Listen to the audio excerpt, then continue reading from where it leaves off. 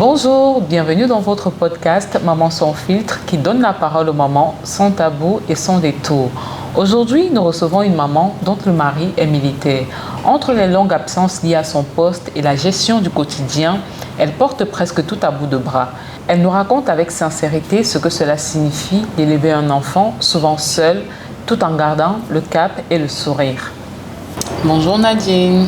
Bonjour. Bienvenue sur le plateau de Maman sans filtre. Merci. C'est un plaisir pour nous de te recevoir. Merci, moi aussi c'est un plaisir pour moi d'être là et de participer à cette émission.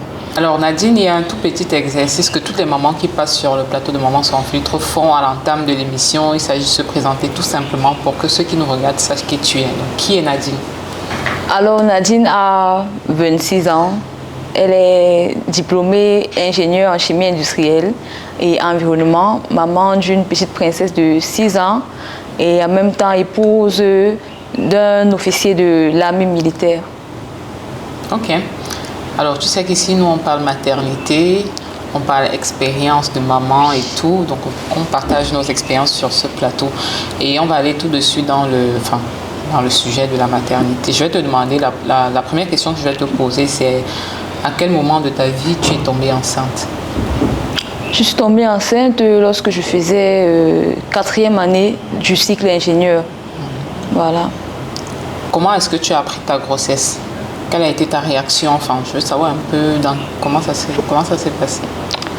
En fait, ma grossesse, c'était vraiment une surprise. Pour être honnête, c'était pas calculé. Et vu que j'étais encore étudiante, c'était vraiment une surprise, quoi. Et en même temps... voilà. Comment tu as réagi, toi, en tant qu'étudiante, de te dire que ta vie allait basculer tout d'un coup? C'était vraiment un melting pot d'émotions. J'avais peur, j'étais stressée. Mais bizarrement, j'étais vraiment contente au fond de moi. Parce que j'estime que, voilà, être maman, c'est d'abord une bénédiction. Et puis... s'imaginer avoir donné la vie, c'est vraiment quelque chose d'extraordinaire. Déjà, ce n'est pas donné à tout le monde, donc je me suis sentie privilégiée. Mais comme j'étais étudiante, j'étais quand même anxieuse de savoir que, voilà, comment ça allait se passer avec les études. Et j'appréhendais aussi beaucoup la réaction de mes parents. Ok. Mais justement, en parlant d'études, toi, en tant qu'étudiante, tu as cette grossesse qui arrive. Est-ce qu'à un moment donné, tu as envisagé ou non de peut-être devoir arrêter tes études pour te consacrer à ce nouveau rôle que t'offrait la vie? Non, j'ai jamais envisagé d'arrêter mes études parce que vraiment, malgré le stress, j'étais quand même focus sur mon objectif qui était de terminer mon cycle d'ingénieur. Et vu que j'étais déjà à la 4e année, il ne manquait plus qu'une seule année pour avoir le diplôme. Donc, je me suis dit dès le départ que ça n'allait pas être un frein pour moi, en fait. D'accord. Comment est-ce que tes proches ont réagi, les personnes autour de toi, que ce soit le papa du bébé, tout le monde, tes parents, parce que je me doute bien que voilà, tu es en dernière année, tu n'as qu'une seule année pour obtenir ton diplôme et que tu viens leur dire que tu as eu un autre diplôme qui n'est pas peut-être celui qu'ils attendaient. Comment est-ce qu'ils ont réagi? Bon, déjà par rapport aux parents, dès le départ, c'était vraiment compliqué parce que... Tu leur as dit tout de suite ou non? Non, pas tout de suite. Je crois que j'avais attendu le 4e mois avant de... Parce qu'au 4e mois, la grossesse commençait à être visible. Donc, je ne pouvais plus vraiment faire les micmacs là pour retarder. Oui, bien sûr. Voilà. Donc, du coup, quand je leur ai annoncé, mon père surtout, il était assez furieux. Parce que voilà, ce n'était pas dans nos projets, ce n'était pas dans mes plans. Mais bon, après quelques mois, bon, c'était déjà là, il a dû accepter. Et puis, voilà, c'est allé. Ils ont accepté la situation. Comme ça, voilà. Ils ont accepté. Ok. Bah, aujourd'hui, tu es mariée à un militaire. Oui. On sait qu'un militaire est très, très souvent absent. Et comment est-ce que tu as vécu cette grossesse qui était déjà inattendue avec un papa qui était absent, qui était presque absent tout le temps? Dès le départ, c'était pas vraiment évident pour moi Parce que voilà, quand une femme tombe enceinte, elle aimerait toujours que le papa du bébé soit présent pour la soutenir et pour l'accompagner dans cette étape-là. Donc du coup, vu qu'il n'était pas présent, il n'était pas là, et avec les études en même temps, c'était vraiment pas facile pour moi. Il y avait des nuits où je stressais beaucoup, je me mettais beaucoup des idées en tête parce que cette période-là, il était dans une zone à risque. Donc il était dans le no-zo. Donc je me demandais, mais est-ce que voilà... À n'importe quel moment, n'importe quoi pouvait lui arriver. Justement, n'importe quoi pouvait lui arriver. Est-ce qu'il allait pouvoir être présent, ne serait-ce que pour se présenter à mes parents, que voilà, c'est lui, le papa du bébé et tout ça. Avec l'école aussi, c'était un peu compliqué parce qu'il faut en 4e année, les choses accélèrent. Donc les cours sont vraiment, accélérés, quoi. Oui. Donc il fallait donner beaucoup à l'école et savoir comment... Tout ça, c'était dur psychologiquement. Voilà, oui. Et est-ce que ça a eu un impact sur ta santé pendant ta grossesse? Comment est-ce que tu as vécu ta grossesse? Est-ce que tu as sur le point, enfin, parlant de ta santé, est-ce que tout ce stress que tu as eu là, cette pression psychologique de devoir gérer seule, a eu un impact sur ta santé, toi, en tant que femme enceinte? Dieu merci, ça n'a pas vraiment eu d'impact physique sur ma santé, mais mentalement, j'ai commencé à sentir ce que c'était le stress. Parce qu'avant, je pouvais stresser, entre guillemets, pour les examens, pour l'école et tout ça, mais j'ai vraiment senti un stress nouveau intérieur que je n'arrivais pas à canaliser. Donc, c'était ça la chose la plus compliquée. Sinon, physiquement, je n'ai pas eu de problème de santé. Qu'est-ce qui a été le plus difficile pendant ces absences? Est-ce que c'est le fait d'aller aux visites seule? Est-ce que c'est le fait de faire la layette seule ou alors de réfléchir seule à... Enfin, c'était quoi le plus difficile en fait? De ne pas être accompagnée peut-être physiquement ou de... Qu'est-ce qui était le plus difficile dans l'absence de ton mari pendant ta grossesse? Le plus difficile, je dirais que c'était son absence en gros en fait. Parce que je me posais beaucoup plus de questions de si il va revenir. Gérer le bébé seul, faire la layette, faire les examens. Honnêtement, pour ça, je n'avais pas tellement de problème. J'avais déjà forgé mon mental que voilà, il n'est pas présent. Autant mieux, je fais les choses bien et je fais ce que j'ai à faire. Mais le plus difficile, c'était de m'imaginer que est-ce que finalement il pourra quand même être là, ne serait-ce que pour quelques mois, parce que je savais que ça ne dépendait pas de lui, je savais que bon, c'est son métier et qu'il a été appelé à ça. Donc j'avais déjà forgé cette mentalité-là. Et donc je réfléchissais juste beaucoup par rapport au fait que est-ce que ça va bien se passer là-bas, est-ce qu'il pourra revenir quand même voir son enfant, est-ce que pendant la grossesse il pourra être là. C'était beaucoup plus ces questions-là qui me taraudaient l'esprit. Et est-ce qu'il est revenu pour l'accouchement? Dieu merci. Dieu merci pour l'accouchement, vraiment. Il a pris son premier congé, étant dans cette zone-là. C'était la période où j'ai accouché. Ce n'était même pas prévu. Ma DPA était prévue, je dirais, quelques mois avant son arrivée. Mais Dieu merci, quand il est arrivé, comme un miracle, après une semaine, j'ai accouché. Et j'imagine que c'était un sentiment de soulagement en le voyant. Ah, ça, être présent pour ce moment marquant de votre vie. Justement, j'étais vraiment soulagée. Je pense que ça m'a aidé à relâcher beaucoup avec le stress et aussi de savoir comment mieux chérir mon enfant et tout ça, notre fille. Et comment se sont justement passés les premiers jours avec le bébé? Bon, les premiers jours avec le bébé, c'était pas... en fait, c'était un mélange de tout. Tu vois, tu es contente, tu es fière de porter cet être-là, cette petite être-là dans tes bras. Et en même temps, c'est une étape nouvelle pour toi. L'enfant pleure, tu ne sais pas où mettre la tête parce que mon mari n'était pas avec moi.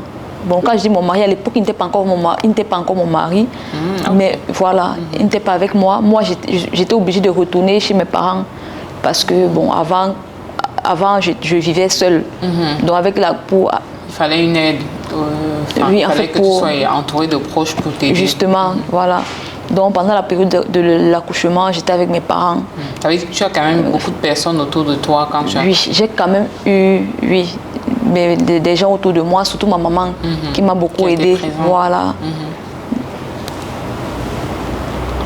Mais est-ce que tu t'es parfois sentie dépassée, incomprise par toute cette situation-là?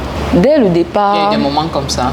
Après l'accouchement, bon, tout allait quand même bien parce que voilà, le père du bébé était là, ma maman aussi était présente, ma famille était là. Mais après, ma maman, elle a dû... En fait, elle a été affectée. Et le père de l'enfant aussi, mon mari actuellement, il est retourné à son poste. C'est là que j'ai commencé à sentir vraiment le vide autour de moi et le fait de prendre cette responsabilité-là seule. Et parfois, tu as besoin qu'on t'aide et tout ça. Bon, et comment tu appréhendes ça justement, de te retrouver seule avec un papa qui est parti et toi qui es primipare avec un premier bébé dans les mains? Et enfin, comment tu as traversé C'était une période assez difficile. C'était une période assez difficile parce que c'était une première déjà, étant primipare, comme vous avez dit. Et en même temps, je continuais toutes les études. Donc, j'essayais au maximum de montrer aux yeux de tout le monde que voilà, ça allait, que je n'ai pas vraiment de problème. Mais parfois, il y a des nuits où je me retrouvais en train de pleurer. Je ne sais pas si c'était la dépression post-partum, mais si je me retrouvais... Ça arrive à beaucoup de mamans de lâcher prise à un moment, de pleurer. C'est normal. Je me retrouvais en train de pleurer, en train de me poser des questions mais est-ce que je vais m'en sortir? Que vraiment lui aussi, comment il peut me laisser comme ça, malgré le fait que je savais que c'était son travail, mais ce n'était pas évident en fait. J'étais beaucoup anxieuse. C'est même à partir de cette période-là que j'ai commencé à développer parfois de l'anxiété. Bon, c'est vrai que dès à présent, ça essaye d'aller, mais pour dire que cette période-là m'a beaucoup marqué quand même. Alors Nadine, je demandais, est-ce que tu as à un moment donné ressenti un jugement de la part des personnes autour de toi concernant cette situation particulière? Parce que tu as choisi d'être avec un homme en tenue, sachant que les hommes en tenue, ils sont appelés à partir. Donc est-ce que tu as eu l'impression que les personnes autour de toi te jugeaient sur ce point-là particulièrement? Oui, parfois j'ai eu cette impression. Déjà, en milieu étudiantin, c'est pas toujours commun de voir une jeune fille étudiante enceinte qui continue l'école en même temps. Donc, du coup, il y avait certains camarades, parce que, comme on dit, les bonnes nouvelles ne se cachent pas. Donc, il y avait certains camarades là, ils ne vont pas te dire ça comme ça en face, mais tu entends seulement derrière, comment je dis, maman, elle n'a même pas peur que voilà, le monsieur est parti. On l'a affecté au nozo et tout ça. Il va même s'en sortir. Est-ce qu'il va même revenir? Que vraiment, même les filles, si on le courage, des petits commentaires comme ça. Donc, mais bon, pour moi, honnêtement, je suis quelqu'un qui ne gère pas les jugements des autres. Voilà, justement. Non, quand c'est important. Donc, du coup, quand je fais ma chose et que je sais que c'est déjà là, je banque de mon moral là et je sais que bon, je dois seulement faire avec. C'est important. Et est-ce que tu as quand même pu obtenir ton diplôme, finir tes études et tout? Parce que les gens se disent souvent que bon, un enfant peut arrêter des rêves. C'était quoi dans ton cas la suite? J'ai fini mes études, j'ai obtenu mon diplôme à temps souhaité, à temps prévu. Donc vraiment... l'enfant n'a pas du tout été... Pas du tout. Vraiment, je rends grâce, pas du tout. Ma grossesse n'a pas du tout été un frein à mes études. J'ai fini comme il fallait que je finisse. Voilà. Ok. Et aujourd'hui, quelle est ta situation familiale? Quand je dis situation, c'est que est-ce que avec ton mari, vous avez réussi à créer un équilibre familial qui fait que l'enfant aujourd'hui ne ressent pas beaucoup cette absence de papa qui va et qui vient? Comment ça se passe au quotidien? Quotidiennement, c'est un peu plus compliqué parce que jusqu'à présent, mon mari n'est pas toujours très stable dans le travail. Oui. Donc, il peut être là, disons, sur une échelle de 12 mois, je dirais 2 à 3 mois. Wow. Donc pour moi c'est quand même assez compliqué lié à l'éducation de l'enfant parce que voilà, ma fille n'est pas très têtue, mais il faudrait toujours que le papa soit à côté et qu'il sache comment... Parfois masculine aussi, voilà. Un peu plus autoritaire, que la mère qui est parfois un peu plus douce. Justement, un peu plus ferme dans la prise de décision, dans les autres, parce que bon, l'enfant, la fille, avec sa maman, parfois ses copains, copines, Et elle a parfois besoin aussi que le papa soit là pour la recadrer, pour lui dire que non, c'est non. Et en même temps, pas seulement de l'autorité, hein, de l'amour d'un papa, parce que, voilà, l'enfant va à l'école parfois, elle voit que, bon, ses camarades, papa vient souvent laisser ses camarades, maman vient souvent laisser ses camarades. Elle est habituée que c'est toujours moi qui viens la laisser à l'école. Donc, du coup, parfois, son papa lui manque beaucoup. Elle me pose des questions. Maman, papa va venir quand? C'est vrai qu'avec la technologie maintenant, il y a les appels vidéo et qu'on peut faire. Mais malgré ça, l'enfant se pose toujours des questions que papa, tu vas venir quand? Et tout ça. Moi, ça me met un peu mal à l'aise parce que je sens que ça l'affecte un peu. Je sens que ça l'affecte beaucoup. Donc, du coup, quand il y a des périodes où il est présent, l'enfant... Qu'est-ce que vous faites pour attraper tout ce temps perdu quand il est là, avec l'enfant, tout ça? On essaye de créer des moments de qualité en famille. Il essaye au maximum de mettre son grain dans ses études, dans les devoirs. Il essaye de travailler avec elle, il essaye de l'accompagner à l'école. Et moi, à mon niveau, j'essaye toujours de lui faire savoir que quand papa est là, il faut beaucoup profiter avec lui, il faut jouer avec papa, il faut lui poser des questions sur son travail pour qu'elle essaye de mieux comprendre quand il ne sera pas là. Ok. Et de quoi es-tu fière dans tout ce parcours? Alors, dans tout ce parcours, je dirais que vraiment, je suis fière de mon mental. Parce que honnêtement, ça paraissait difficile. Je n'imaginais pas que j'allais gérer cette situation-là comme ça sans être vraiment déstabilisée. Mais j'ai quand même pu gérer cette étape-là avec brio, avec fierté et voilà. J'ai transcendé tout ce qui pouvait être comme jugement, comme crainte par rapport au regard des autres. Donc Dieu merci, ça va. Et avec l'absence de mon mari, bon, j'ai su m'y faire et savoir que c'est son travail. Quand tu choisis, tu as choisi, tu ne peux que faire avec. Et savoir toujours créer son petit bonheur là, même quand ça ne t'arrange pas. Tirer son épingle du jeu, exactement. Voilà. Et qu'est-ce que tu dirais aujourd'hui à une maman qui traverse la même expérience que toi, ou alors même, toi tu as un mari qui est absent par moment, mais il y a des femmes qui élèvent des enfants complètement seules, qui n'ont personne avec qui élever ces enfants-là. Soit le papa est peut-être décédé, le papa est peut-être parti pour... Enfin, qu'est-ce que tu dirais à ces mamans-là qui vivent des situations similaires à la tienne? À ces mamans-là, ce que je peux leur souhaiter à mon niveau, c'est la détermination, la foi et la discipline de soi. Discipline. Voilà. Parce que quand tu es appelé à éduquer un enfant seul, si tu ne te disciplines pas toi-même, tu ne sauras pas comment discipliner l'enfant. Exactement. Donc, du coup, en fait, ce point de discipline de soi est vraiment très important. Et en même temps, il faut toujours savoir donner beaucoup d'amour à l'enfant. Lui rappeler que voilà, même si papa n'est pas là, c'est pas grave. Le monde est fait de tellement de choses que la situation de ton camarade ne sera pas toujours pareille à la tienne. Bien sûr. Voilà.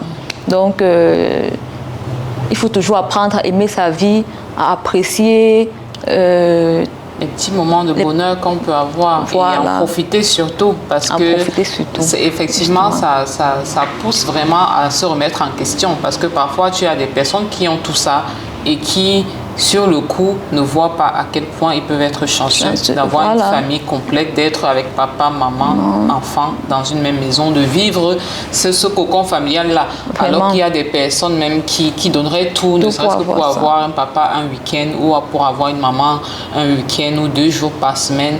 Enfin, je pense que ton histoire pousse beaucoup à se remettre en question aussi, pour que ceux qui nous regardent honnêtement devraient pouvoir apprendre à apprécier les petits moments de bonheur qu'ils ont, parce que c'est pas tout le monde qui a la chance de le vivre. Justement, surtout quand papa et maman sont présents à la maison.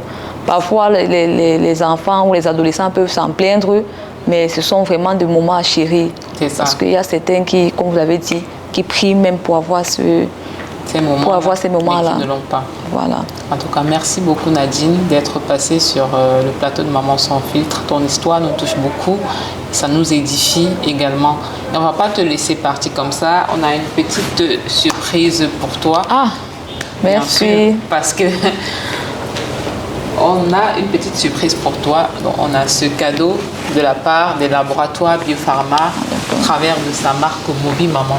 Merci. Maman, c'est une marque qui est fabriquée et distribuée par les laboratoires Biopharma avec pour but de participer au bien-être de la maman. On en a parlé tout au long de cette émission parce que pour que un enfant ou un bébé soit bien, il faut que la maman soit bien en premier. Donc ces produits, c'est vraiment pour que tu puisses avoir ton moment à toi, prendre soin de toi, pour pouvoir mieux prendre soin de ton bébé, de ta famille, de tes futurs enfants. Merci beaucoup à Mobi Maman pour ce cadeau et pour cette initiative de permettre aux mamans de s'exprimer par rapport à leur expérience avec leur enfant. Ça édifie beaucoup et ça, je pense que ça permettra à des futures mamans de savoir comment gérer certaines situations. Et merci beaucoup à vous aussi de m'avoir reçu dans votre plateau. C'est vraiment une expérience chaleureuse. Merci. Alors, si vous aussi, vous avez aimé cette conversation édifiante que nous avons eue avec Nadine, n'hésitez pas à laisser un commentaire ou à liker cette vidéo. Vous pouvez également nous suivre sur toutes les pages de Mobi Maman, que ce soit sur Facebook ou sur Instagram. On se retrouve très prochainement pour un nouvel épisode de Maman sans filtre. D'ici là, portez-vous bien. Surtout, prenez soin de vous sans filtre.